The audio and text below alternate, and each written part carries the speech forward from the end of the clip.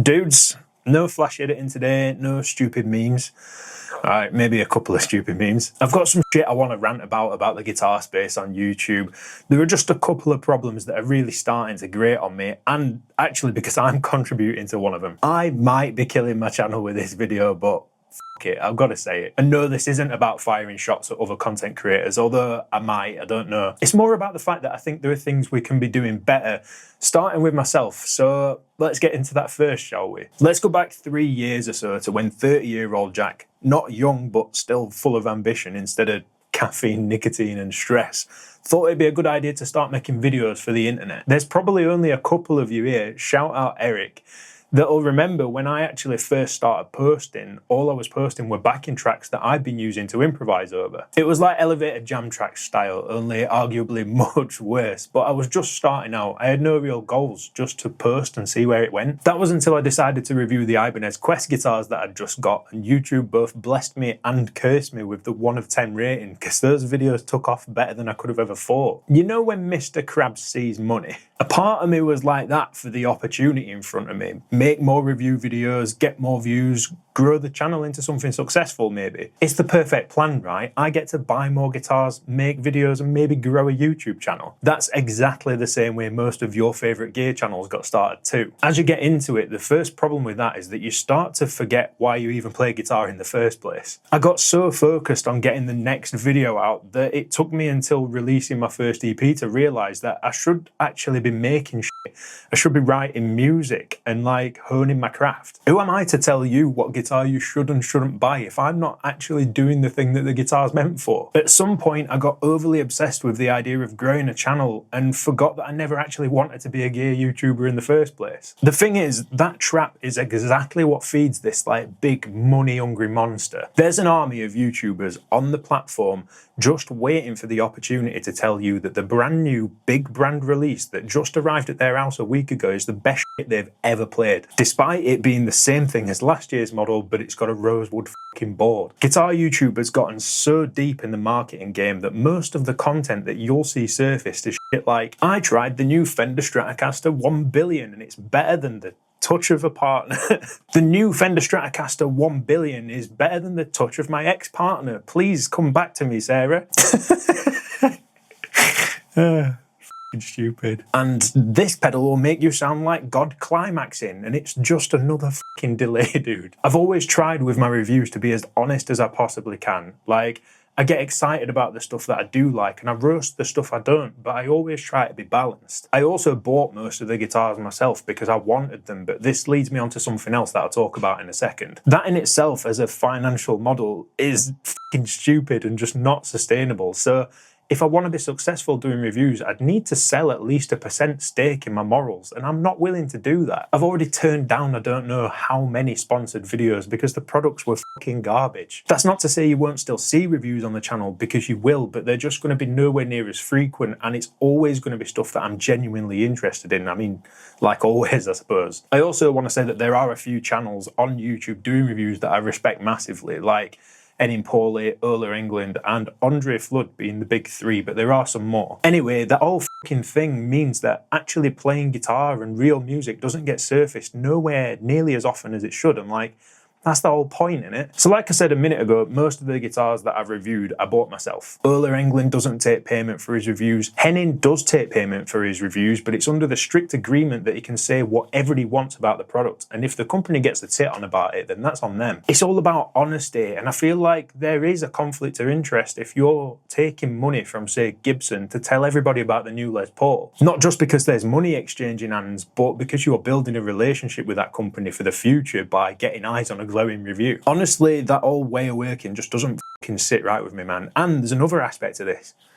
I play Strandbergs. I've got no real relationship with Strandberg other than a couple of emails between me and Ola and some of their social guys. I'm not a big fucking deal or anything, but I've played so many great guitars over the last couple of years and I always just keep coming back to my Bodens. How am I supposed to have a review channel and honestly tell you that you should buy a guitar that I'm playing, especially if it was given to me or I was paid to do the review, when I know full well that I'm going to put that down and in my own time I'm going to pick up probably my prog or something like that and I'm going to play that instead? I don't want to do that, dude, and if it means that brands like Fender or Jackson or fucking whatever aren't interested in working with the channel, then that's fine with me. Make some guitars as good as these, otherwise I'm not really missing out, am I? You know what I mean? Of course, I can be objective like I've always been, tell you whether a guitar is good, whether a guitar is bad. But if someone asked me if I would buy it over, say, like my favourite guitar, this one, and the answer's no, should I even be making the video in the first place? That seems to be something that other creators are just fine with doing. They're happy to get paid or receive a free guitar in exchange for a review, and that's great for them. Like, they've still got to eat. That's their business and their livelihood. I just don't want to feed the system of sponsored content and make these massive companies even more money off the back of my videos just because they're making the same rehash shit they have been doing for years. All this blatant pushing of content that's making you feel like you're missing out on the next best fucking thing isn't new. Like, it's something that happens through every single industry, but it is stifling the stuff that's really interesting and should be getting you stoked to play. There's some fucking incredible content being made by channels that deserve to be way bigger than they are. Connor Kaminsky is the first one to come to mind because his playing is phenomenal, his knowledge is huge, his music is great, and he's just a really sound lad.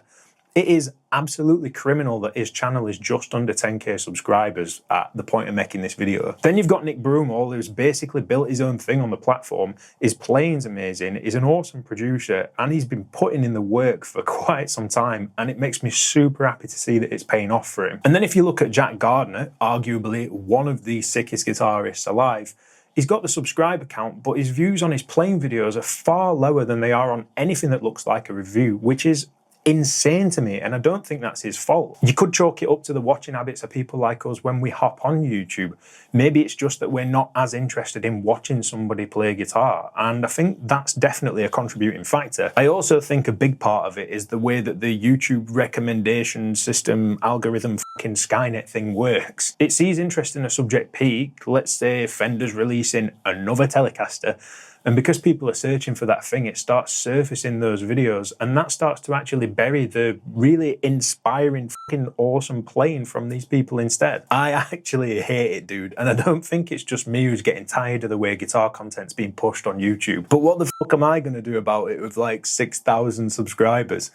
Probably nothing that's going to change the bigger picture, but I'm going to get started like this. This channel needs to change into something else, man. Being a guitarist is about enjoying playing, loving music, and getting inspired by the other players that are doing it the best. I'm not saying that's me by any means. My love for guitar far surpasses my ability on the instrument, but that's like kind of the point. I'm just a dude trying to do something with this instrument, and I want the people like you who are the same as me to come here knowing that you can watch me try and learn a song or write a riff and probably fucking fail sometimes, knowing that it's an accurate representation of what it's like to be a guitarist. It's just not all about the newest, shiniest gear. So I've got some ideas for some series and stuff for 2025 that I hope you're going to enjoy. Some of it's writing, some of it's going to be more documentary style, some of it's going to be modding instruments, but I just hope you're going to like it. And like I said, there will still be some reviews. There's a couple of Strandbergs that I'm doing because I bought them and I love them.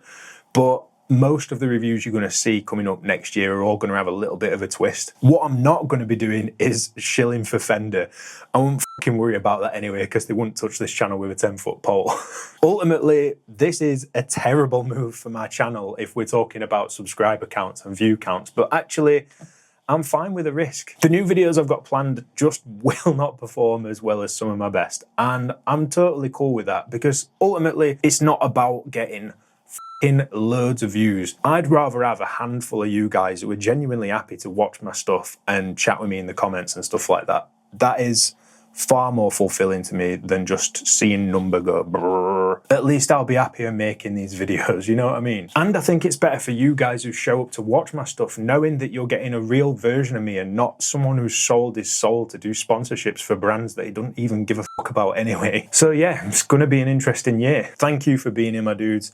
Whether you've been here since the beginning or you're just tuning into the channel now or somewhere in between, it means a fucking ton to me that you actually watch my stuff. I'm looking forward to seeing some of you down in the comments, and feel free to let me know what you think about all this. Take care, mate. Stay safe. I'll see you later. Oh, and listen to my music if you fancy it. It's all linked below. I'm shit at promoting myself. Okay, thanks. Bye.